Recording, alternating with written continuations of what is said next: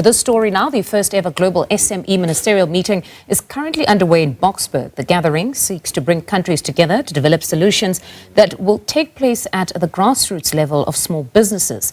It comes at a pivotal time when South Africa is holding the presidency of the group of 20 leading economies. SABC News Economics reporter Liabo Setho joins us live from Boksburg with the very latest.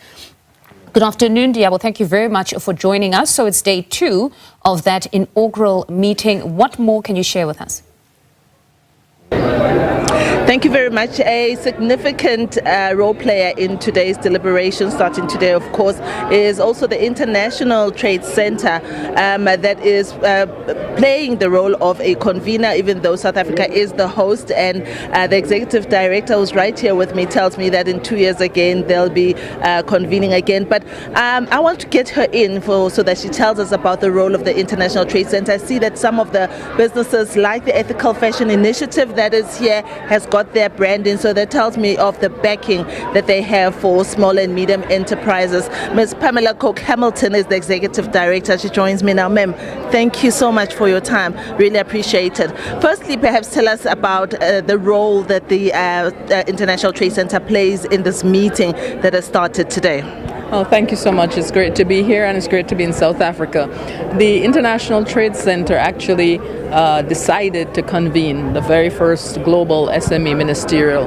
And the main reason for that was a recognition that there was no space wherein SME ministers had a chance to meet together, to share ideas, to share challenges, to look at the global landscape and actually come up with new ideas, new innovations on how to help SMEs address major challenges.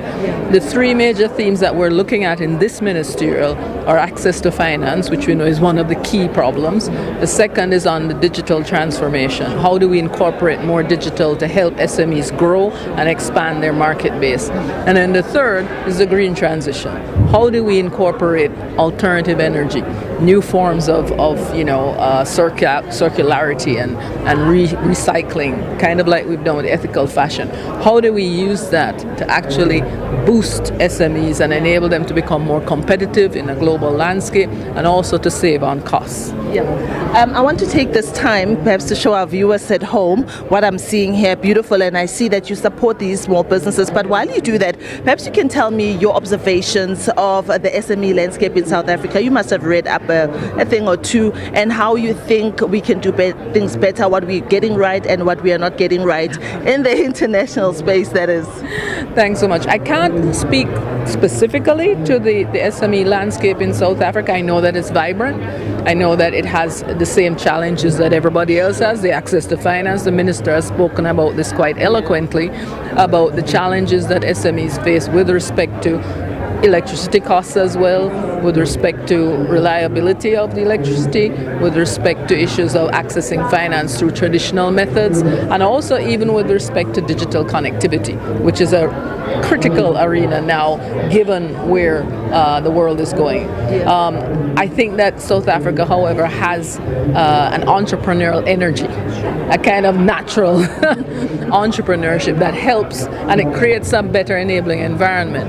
I think that the Ministry of Small Business is intent on making that an enabling environment that is more amenable to allowing SMEs to grow, to expand, to prosper, and also to enter into new areas that they haven't previously tried. Yeah.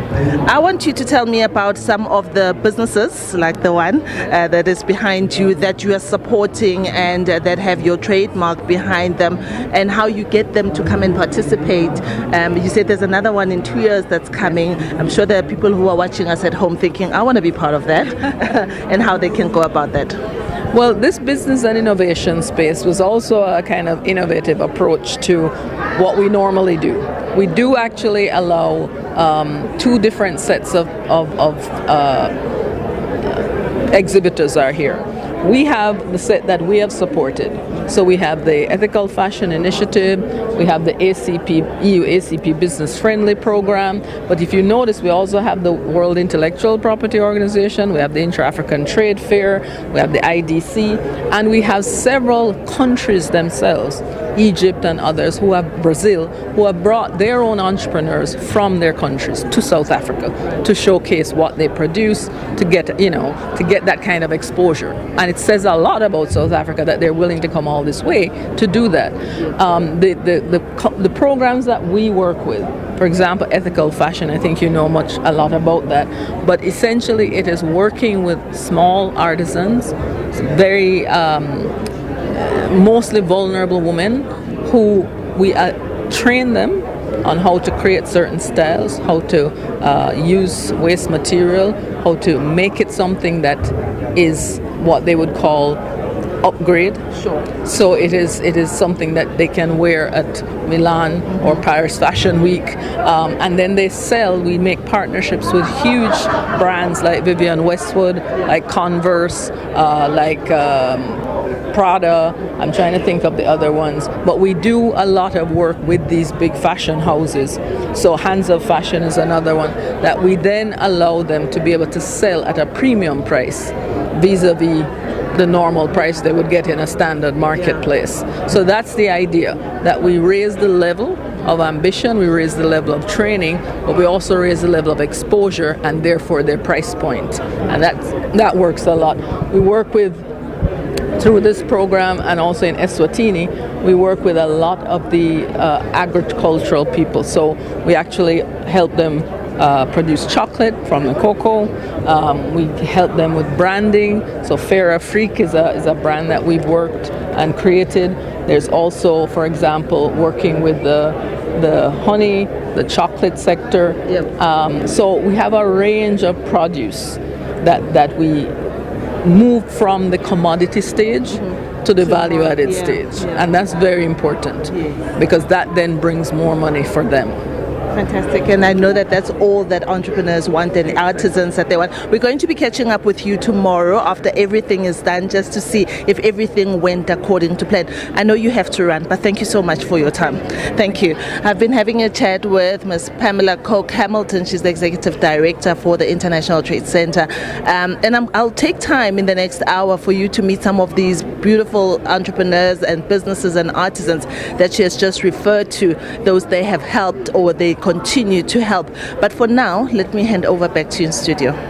Right, Liabo, thank you very much for that reportage. That's SABC News Economics reporter Liabo Setho there, who's at the inaugural Global SME Ministerial meeting currently underway in Boksburg.